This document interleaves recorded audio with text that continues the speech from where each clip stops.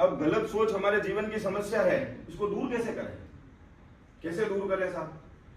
भगवान का नाम लेके, मंदिरों में जाके, किसी की सुन के, वो तो होता ही नहीं है।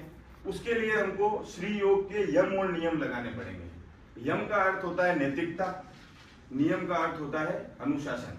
नैतिकता यानी जो हमारे लिए पसंद नहीं है वो दूसरे के साथ नहीं करना, और अनुशासन से रहना यानी कि 24 आवर्स को इफेक्टिवली यूज करना।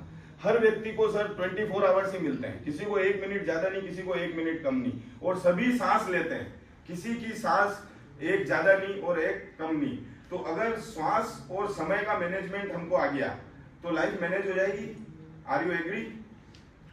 उसको मैनेज करने का तरीका है सर नियम, अनुशासन से रहना।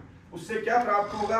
हमको स्वास्थ्य प्राप्त होगा, शारीरिक और मानसिक। आप नैतिक रहेंगे तो मानसिक रूप से प्रसन्न रहेंगे, और अगर आप अनुशासित रहेंगे तो शारीरिक रूप से स्वस्थ रहेंगे।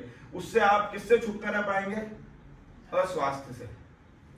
अब अगर कोई व्यक्ति यहाँ अस्वस्थ है तो उसके लिए पहला सूत्र है, क्या है? उसको यम नियम का पालन करना है, वो स्वस्थ हो जाएंगे और उनके जीवन से गलत सोच खत्म हो जाएगी।